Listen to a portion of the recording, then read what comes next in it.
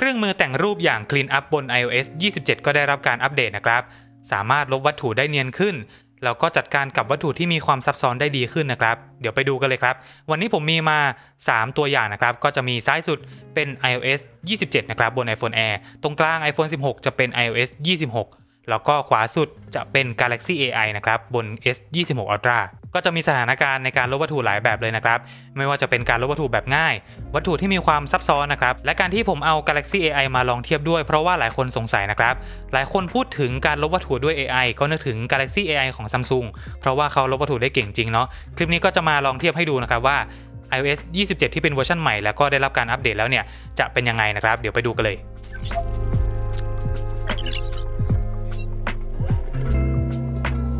ก่อนที่จะไปดูแต่ละกรณีเดี๋ยวผมขอแจ้งเอาไว้ก่อนนะครับว่า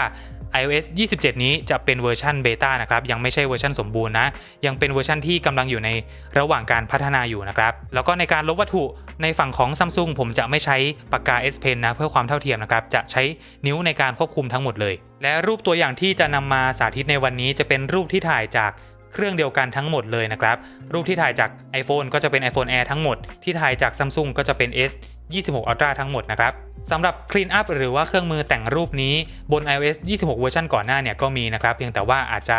มีความแตกต่างกันในเรื่องของประสิทธิภาพเนาะแล้วก็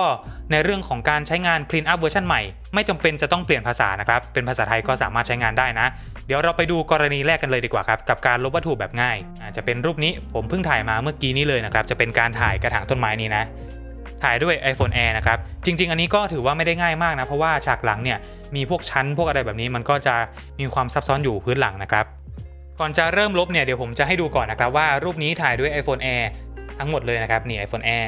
นี่ก็ iPhone Air เดี๋ยวเราไปเริ่มกันเลยอันนี้จะเป็นวัตถุที่เรียกได้ว่าก็มีความซับซ้อนอยู่ที่ฉากหลังนะครับแต่ว่าก็ไม่ได้ยากมากนะอันนี้จะไม่ใช่คลิปสาธิตนะครับเดี๋ยวจะลองทำให้ดูเลยเนาะนี่บน iOS เวอร์ชันใหม่ก็จะมีคำว่า tools นะเพราะว่าเขาเพิ่มเครื่องมือแต่งรูปมาเนาะ Clean Up นะครับเวอร์ชันเก่าจะเป็นลบออกอันนี้จะเป็น Galaxy AI เนี่ยเราก็ถูๆไปแบบนี้เลยนะครับนี่เลือก Clean Up ก่อนด้านบนความแตกต่างเห็นไหมครับจะมีให้เลือกว่าเป็นออโต้เป็นแบบเร็วหรือว่าเป็นแบบที่เพิ่มประสิทธิภาพนะครับอันนี้ก็จะใช้เวลานานหน่อยแต่ว่าก็จะมีการเติมวัตถุมาให้ส่วนอันนี้จะเป็นการลบแบบปกติทั่วไปนะนี่ถูๆแบบนี้ปึ๊บก็ไม่ต้องให้มันเป๊ะมากนะครับขอแค่ครอบคลุมส่วนที่เราต้องการจะลบก็พอเดี๋ยวเขาจะดีเทคให้เองนี่นะครับแบบนี้อันนี้ก็แตะลบออกปึ๊บแล้วเราก็ถูๆไปได้เลยแล้วเดี๋ยวเรามาดูกันว่าจะเนียนขึ้นจริงหรือเปล่านะครับอันนี้คือถ้าแตะแล้วปล่อยเสร็จแล้ว26เนี่ยเขาจะเริ่มลบให้เลยนะครับอันนี้ Galaxy AI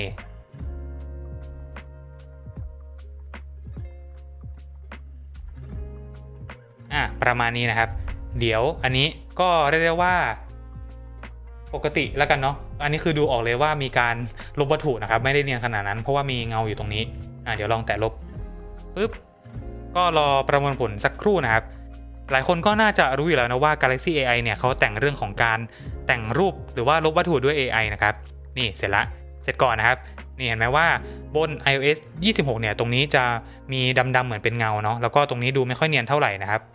บนตรงวัตถุตรงเนี้ยส่วนบน Galaxy AI ถือว่าค่อนข้างเนียนเลยนะครับตรงนี้ไม่ได้มีเงาอยู่เนาะแล้วก็มีการเติมวัตถุในส่วนที่ขาดไปด้านหลังให้ด้วยแล้วก็อันนี้บน iOS 27ก็รอประมวลผลแป๊บหนึ่งนะครับเสร็จแล้วนะครับบน iOS 27ก็ถือว่าทำได้ดีเลยนะมีการเติมวัตถุพื้นหลังมาให้นะครับอันนี้ถือว่าเติมได้ค่อนข้างตรงกับความจริงอันนี้ก็ดีเหมือนกันแต่ว่าอันนี้จะเป็นไม่ได้ตรงกับความจริงนะครับเพราะว่าด้านหลังเนี่ยจะเป็นชั้นที่คล้ายๆกับแบบนี้เนาะก็คือนี่กับนี้ผมรู้สึกว่าให้ดีพอๆกันเลยส่วนอันนี้ก็เป็นเวอร์ชันเก่าเนาะเดี๋ยวเราไปดูกรณีถัดไปกันเลยดีกว่าครับต่อไปจะเป็นการลบวัตถุที่อยู่ในมือนะครับอันนี้จะเป็น iPhone 16e มั้งนะเดี๋ยวเรามาเริ่มลบกันดีกว่าปึ๊บก็เหมือนเดิมเลยครับนี่แล้วก็ถูๆบริเวณที่เราอยากจะลบได้เลยปึ๊บแบบนี้นะครับอันนี้ก็เหมือนกันนี่ใช้มือถูไปได้เลยนี่อันนี้จะเริ่มลบเลยเนาะส่วนอันนี้นะครับผมก็จะลบด้วยการแตะค้างปึ๊บเดี๋ยวมาดูกันดีกว่าว่าจะเป็นยังไงนะครับเห็น iOS 26หรือยังครับอันนี้ผมลองทำกี่รอบก็ได้ประมาณนี้นะอันนี้ก็เป็นสิ่งที่หลายคนล้อกันมานานนะครับว่าเฮ้ยทำไมมันออกมาเป็นแบบนี้เนาะแต่ว่าก็ตามนั้นแหละครับนี่อันนี้ของ Samsung นี่เดี๋ยวให้ดู before นะครับอันนี้ถ้าดูใกล้ๆเนี่ยตัวลายมือเนี่ยค่อนข้างที่จะชัดเจนเลยนะครับแต่ว่าของ Samsung ผมลองดูหลายครั้งแล้วก็ในฐานะที่เป็นผู้ใช้เนี่ยหลายๆรูปโดยรวมเนี่ยเหมือนคุณภาพความชัดมันจะดรอปลงนิดนึงนี่อันนี้ทางฝั่งของ iOS 27นะครับนี่ก็จะเป็นแบบนี้มีลายมือให้ด้วยเติมลายมือนะครับลายมือเติมให้ทั้งคู่เลยแล้วก็ลายมือเนี่ยจะไม่เหมือนกันนะแต่อันนี้จะดูเหมือนดู AI หน่อยๆนะครับตรงกลางเนาะอันนี้ดูเนียนกว่าก็จะประมาณนี้แต่ว่าโดยรวมถือว่า iOS 27เนี่ยทำได้ดีขึ้นกว่าเดิมมากนะครับหากเทียบกับตัวเก่าเนาะเดี๋ยวผมให้ดู before after ทางฝั่งของ iOS กันบ้างนะครับนี่จะเป็นก่อนหน้าปึ๊บแบบนี้และนี่ก็หลังจากที่ลบวัตถุแล้วนะครับเนียนขึ้นนะครับหากเทียบกับ iOS ด้วยกันเองถือว่าทำได้ค่อนข้างดีเลยต่อไปจะเป็นกรณีที่ยากขึ้นมาแล้วนะครับเมื่อกี้เป็นวัตถุที่อยู่ในมือต่อไปจะเป็นวัตถุที่บังใบหน้ากันบ้างนะครับอันนี้ผมจะบังครึ่งหน้านะท่านี้ก็เป็นท่าประจำที่ใช้ในการวัด AI ของหลายๆคนเลยนะครับมาเหมือนเดิมครับเดี๋ยวก็ลบไปทีละอันเนาะแต่ว่า26เนี่ยปล่อยปุ๊บลบเลยนะครับนี่ในระหว่างนี้ผมขอบอกไว้ก่อนนะครับว่าอันนี้จะเป็นเวอร์ชั่นที่ไม่ใช่เวอร์ชั่นสมบูรณ์นะขอย้ำหลายๆครั้งเลยนะครับนี่ดีเทคถือว่าดีเลยนะเพราะเมื่อกี้ผมก็ไม่ได้ระบายมือไปซักครบทุกส่วนนะครับอันนี้แตะค้างเลยปึ๊บส่วนอันนี้ก็เนี่ยครับเดี๋ยวไปก่อนเลยนี่อันนี้ก็ถือว่าดีเทคได้ดีเหมือนกันแต่ว่าผลลัพธ์เป็นแบบนี้นะครับไม่ค่อยจะโอเคสักเท่าไหร่เนาะเริ่มเดี๋ยวต่อไปเนี่ยจะเป็นกรณีที่ลบทั้งใบหน้าแบบเต็มกันให้ดูนะครับแต่เดี๋ยวดูอันนี้ก่อนนี่นะครับอันนี้อาจจะมีพลาดเล็กน้อยเนาะ AI เนี่ยผลลัพธ์ไม่ออกมาเหมือนกัน 100% ในการทำแต่ละครั้งนะครับบางครั้งผมทำครั้งเดียวก็ออกมาสมบูรณ์เลยถ้ามันยังไม่สมบูรณ์เราก็สามารถเก็บเพิ่มได้นะทางฝั่ง iOS 27 ก็เหมือนกันนะครับอันนี้ถ้าไม่นับตรงเนี้ยที่ถือว่าเป็นส่วนที่ค่อนข้างยากก็ถือว่าทำได้เนียนเหมือนกันนะเนี่ยเราก็มาเก็บทีหลังอีกนะครับอันนี้ผมเก็บทีหลังทั้งคู่เลยนะถือว่าเป็นส่วนที่ค่อนข้างยากนะครับสำหรับทั้ง2แบรนด์เลยเนาะเมื่อกี้นี้เด้งนะครับบนฝั่งของ iOS 27 อย่างที่บอกไปเป็นเวอร์ชั่นที่กำลังอยู่ในระหว่างพัฒนาอยู่นะครับก็อาจจะมีข้อผิดพลาดเกิดขึ้นได้เนาะเดี๋ยวผมลองทำให้ใหม่แต่ว่าทางเนี้ยเสร็จละที่แก้ไปนะครับถือว่าเนียนเลยนะนี่มีการเติมตรงนี้ให้ด้วยแต่ว่าตรงนี้อาจจะดูมีแปลกๆนิดนึงเนาะอันนี้ทางฝั่ง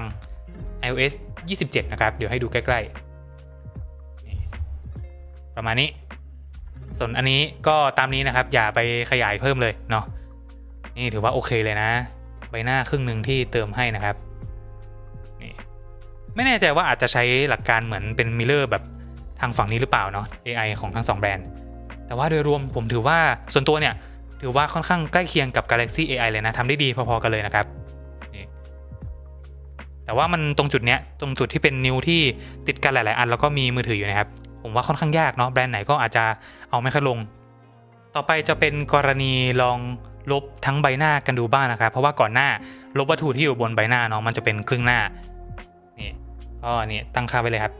ปึ๊บนี่ลบออกนี่นะครับบน iOS 26 จะไม่สามารถลบใบหน้าแบบเต็มได้นะก็จะเป็นเหตุผลทางเรื่องของความปลอดภัยนะครับบน27เป็นยังไงด้านล่างขึ้นว่า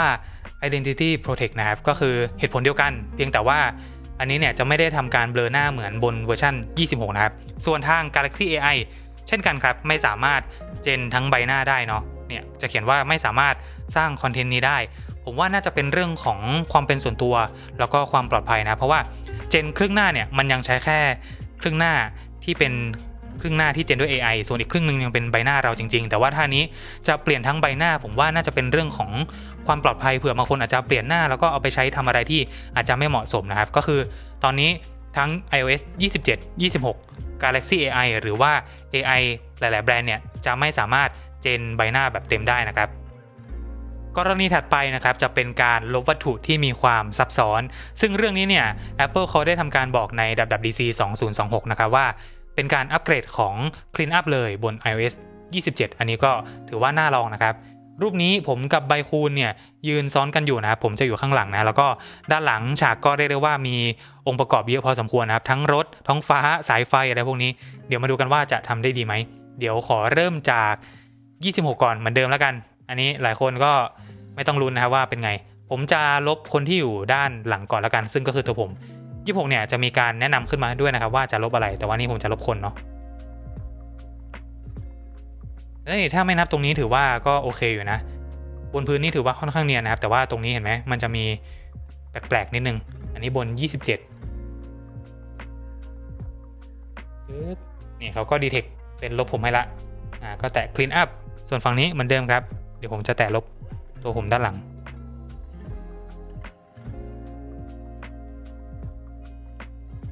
นี่บน Samsung เสร็จแล้วนะครับเดี๋ยวมาดูตรงนี้พื้นถือว่าเนียนเลยนะตรงนี้ผมว่าทำได้สบายอยู่แล้วส่วนด้านหลังตรงป้ายทะเบียนเนี่ยอาจจะดูเพี้ยนไปนิดหน่อยเนาะแต่ว่าก็ดูเนียนกว่าอันนี้แบบชัดเจนนะครับส่วนฝั่งนี้นี่ก็เสร็จแล้วเหมือนกันนี่อันนี้มีการเติมให้เนียนกว่านะบน Galaxy AI เนี่ยยังเป็นตัวหนังสือแบบอะไรก็ไม่รู้นะครับแต่ว่าบน iOS 27 ถึงแม้ว่าตัวหนังสือเนี่ยมันจะดูเหมือนไม่ใช่ตัวหนังสือภาษาไทยผิดปกติแต่ว่าดูแว็บแรกเนี่ยก็เหมือนตัวหนังสือภาษาไทยอยู่แล้วก็ตัวเลขเนี่ยดูรู้เรื่องนะครับนี่9098เห็นไหมแล้วก็ด้านหลังมีการเติมรถให้ด้วยนะครับบนพื้นก็ถือว่าเนียนถือว่าทำได้ดีเลยรูปนี้เนี่ยผมให้ iOS 27 ทำได้ดีกว่า Galaxy AI นะอันนี้เจนครั้งเดียวเหมือนกันพร้อมกันเลยนะครับส่วนบน26ตามนี้นะครับอย่าไปพูดถึงเลยเนาะอันนี้เป็นรออัปเดตก็แล้วกันดีกว่าเดิมเยอะนะครับต่อไปเดี๋ยวเราจะลบคนที่อยู่ด้านหน้ากันบ้างเพราะว่าตรงนี้ก็จะมีความท้าทายในเรื่องของรถที่อยู่ตรงนี้นะว่าเขาจะเติมเป็นอะไรนะครับโอเคครับรูปเดิมแต่ว่าผมจะลบคนที่อยู่ด้านหน้ารอบนี้ผมจะลบน้องใบคูนออกไปนะครับความยากอย่างที่บอกด้านซ้ายของน้องใบคูนเนี่ยจะมีรถอยู่ก็รอลุ้นนะว่าเขาจะเติมเป็นอะไรมาแล้วก็ด้านขวาเห็นไหมว่าตัวเนี่ยกินทับกับตัวผมอยู่นะครับอันนี้ก็น่าลุ้นเหมือนกันนะว่าจะเป็นไงมาเริ่มที่ iOS 26กันก่อนซึ่งเป็นเวอร์ชันสมบูรณ์แล้วก็เป็นเวอร์ชันปกติทั่วไปในตอนนี้นะครับถือว่าก็ทำได้ในระดับที่เป็นปกติของเขาก็แล้วกันเนาะตรงนี้อาจจะมีขาดหายไปนะครับแล้วก็ตรงนี้ดูเพี้ยนๆไปนิดนึงเดี๋ยวมาลอง iOS เวอร์ชันใหม่แล้วก็แถวหัวของไบคูนเนี่ยก็จะมีพวกสายไฟอะไรที่อยู่ด้านหลังด้วยก็ถือว่าค่อนข้างซับซ้อนนิดนึงเหมือนกันสำหรับฉากหลังนะครับแต่เรื่องของการ detect วัตถุที่จะลบเนี่ยผมว่าทางฝั่ง Galaxy AI ทำได้ค่อนข้างที่จะฉลาดกว่านะครับไม่ต้องมาเก็บทีหลังเยอะเนาะแค่นี้นะครับถือว่าสิ่งที่อยากจะลบครบถ้วนแล้วก็แตะ clean up นะครับเดี๋ยวมาดูตรงนี้ว่าเขาจะเติมป้ายทะเบียนอะไรให้หรือเปล่านี่เสร็จแล้วของ Galaxy AI ขออนุญาตซูมนะครับมีการเติมโลโก้ยี่ห้อมาให้ด้วยแต่ว่าเป็นยี่ห้ออะไรก็ไม่รู้นะครับแล้วก็ป้ายทะเบียนเนี่ยจะมีให้เหมือนกันแต่ว่าจะเป็นเว้นไว้ฝั่งนี้มีเดี๋ยวต้องลบใหม่นิดหน่อยนะครับเดี๋ยวขอลบอีกรอบหนึ่งเมื่อกี้ขึ้นว่าเรื่องของความปลอดภัยเนาะก็ไม่แน่ใจว่าเป็นเรื่องของการเติมป้ายทะเบียนรถหรือว่าที่ตัวบุคคลนะครับแต่ผมลองหลายครั้งเนี่ยก็ได้บ้างไม่ได้บ้างเดี๋ยวจะพยายามให้มันได้นะครับจะได้เทียบกันถูกเนาะฟีเจอร์ Clean Up พวกนี้ก็มีประโยชน์ในกรณีที่เราถ่ายรูปมาแล้วก็ตัววัตถุฉากหลังเนี่ยอาจจะรกหรือว่าเยอะจนเกินไปนะครับทำให้ไม่สามารถเหมือนโชว์ตัวที่วัตถุที่เราอยากจะให้มันเด่นเช่นตัวเราตรงกลางอาจจะไปถ่ายที่คนมันเยอะเยาวราชหรือว่าพวกในกาดหลวงหรือว่าถ้าเป็นเชียงใหม่เนี่ยโซนหน้าเมย่าถ้าใครถ่ายเนี่ยมันจะมีอ็อบเจกต์เยอะไปหมดเลยนะครับไม่ว่าจะเป็นผู้คนตึกหรือว่าวัตถุต่างๆเนาะอันนี้ก็จะมีประโยชน์ในกรณีแบบนั้นนะครับนี่เติมโลโก้มาให้เหมือนกันนะครับแล้วก็มีการเติมป้ายทะเบียนมาให้เช่นกันอันนี้ก็เป็นโลโก้แบรนด์ไหนก็ไม่รู้นะครับแล้วก็มีเติมตัวหนังสือมาให้อันนี้ผมให้พอๆกันเลยเนาะเพราะว่าฝั่งนี้ถ้าไม่นับตัวหนังสือที่เพี้ยนบนป้ายทะเบียนเนี่ยก็ถือว่าเนียนนะดูดิตัวผมแขนด้านข้างมีการเติมมาให้นะครับอันนี้ด้านข้างแขนผมมีการเติมแขนมาให้เหมือนกันนี่ลองแตะเสร็จสิ้นดูนี่เป็นแบบนี้นะครับเห็นไหมเดี๋ยวให้ดูภาพรวมนี่ปึ๊บเป็นไงอันนี้ก็ตามที่เห็นนะครับอาจจะไม่ค่อยเนียนสักเท่าไหร่ ส่วนฝั่งนี้ถือว่าทำได้ดีเลยนี่อันนี้ก็ทำได้ดีเหมือนกันอันนี้ผมให้ดีพอๆกันเลยนะถือว่าเป็นการอัปเกรดแบบก้าวกระโดดนะครับสำหรับ iOS 27 ในเรื่องของการลบวัตถุเนาะกรณีถัดไปกันบ้าง นะครับรูปนี้ก็เรียกได้ว่าเป็นรูปที่ยากอาจจะยากที่สุดเลยก็ได้ในคลิปนี้นะเพราะว่าเป็นรูปที่มีองค์ประกอบเยอะมากๆนะครับแล้วก็วัตถุหลักเนี่ยผมจะให้เป็นตัว GIF นะรูปนี้เป็นรูปที่โหลดมาจากแหล่งอื่นนะครับก็เป็นการตอบคำถามของคนที่มาเม้นสงสัยแล้วนะว่าสามารถแก้ไขลบวัตถุรูปที่โหลดมาจากที่อื่นได้ไหมอาจจะไปโหลดมาจาก Facebook หรือว่า IG นะครับนี่ก็สามารถทำได้นะนี่มีการดีเทคมาให้นะว่ามีอันไหนน่าลบบ้างอันนี้จะใช้เวลาในการลบค่อนข้างนานนะครับเดี๋ยวผมจะวาร์ปไปกันแล้วกันเนาะเดี๋ยวผมขอตัวไปเลือกวัตถุที่ต้องการลบก่อนแล้วกันแต่อย่างที่บอกเดี๋ยวจะลบเก้าอี้กับคนแล้วก็ด้านหลังออกให้หมดนะครับเหลือแค่ตัวกิฟต์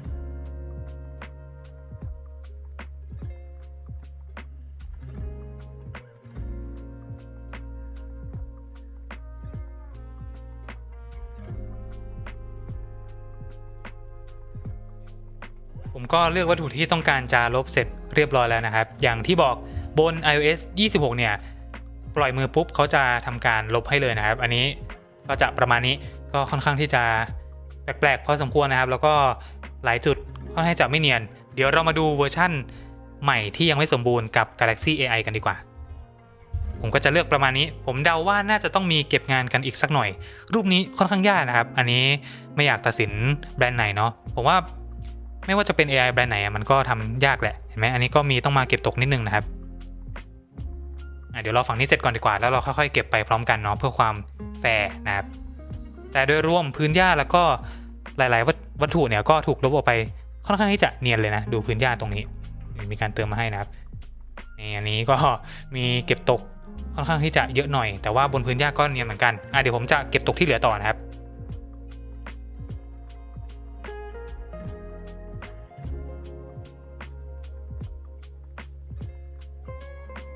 ตอนนี้ก็เก็บตกรอบ2เสร็จแล้วนะครับทางฝั่งของ Galaxy AI ถือว่าทำได้ค่อนข้างดีเลย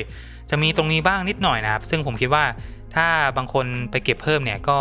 น่าจะได้ละส่วนฝั่งนี้โดยรวมถือว่าทำได้ค่อนข้างดีเหมือนกันนะครับเพราะว่าตรงนี้ก็เนียนเนาะแต่ว่าอาจจะมีบางฉากเนี่ยที่ยังลบออกไปไม่หมดนะครับผมว่าถ้ามีเก็บตกรอบ2 3 4เนี่ยอาจจะทำได้ส่วนตรงกลางอย่างที่เห็นนะครับว่าผมทำได้สุดๆเท่านี้แล้วจริงๆนะครับอันนี้ไม่สามารถเปลี่ยนแปลงอะไรได้ละก็ยังไงก็ตามรออัพเวอร์ชันใหม่ก็แล้วกันเนาะทั้ง3รูปนี้ถ้าเป็นนับแค่รูปของกิฟต์นะอันนี้ดีสุดนะครับแล้วก็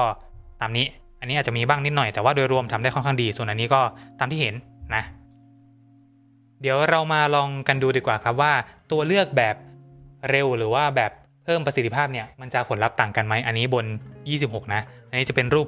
ต้นไม้ที่ผมถ่ายมานะครับลองเลือกแบบเร็วนี่นะครับแบบเร็วเนี่ยหน้าตาการประมวลผลจะคล้ายกับบนเด้งนะครับเดี๋ยวผมขอทำให้ใหม่อันนี้มันเป็นเวอร์ชันนักพัฒนาเนาะก็ต้องเข้าใจนะครับสักครู่หนึ่งนี่แต่แบบออโต้นี่ก็ดีแล้วแหละครับเพราะว่าเขาจะทำการเลือกเองนะว่าวัตถุไหนมีความซับซ้อนยากมากน้อยแค่ไหนถ้าไม่ได้ซับซ้อนมากก็อาจจะเป็นการลบแบบเร็วเนาะแต่ถ้าซับซ้อนก็จะเปลี่ยนเป็น High Quality นะครับอันนี้ก็ยังมีทิ้งเงาเอาไว้นะครับแบบเร็วจะคล้ายกับแบบบนเวอร์ชัน iOS 26 นะสรุปนะครับตัวเลือกตรงนี้ถ้าเป็นแบบเร็ว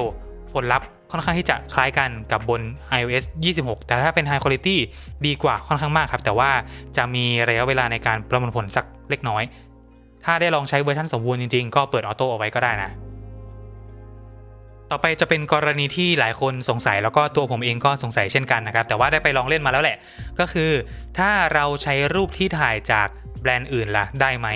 คำตอบคือได้นะครับลองเล่นมาแล้วพบว่าได้อันนี้จะไม่สาธิตบน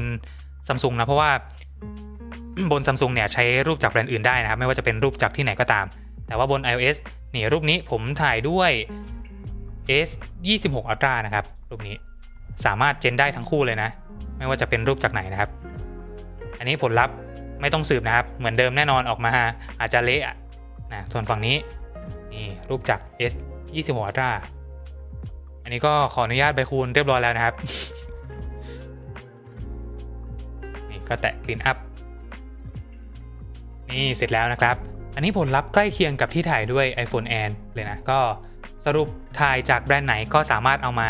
ลบวัตถุบน iPhone ได้นะครับ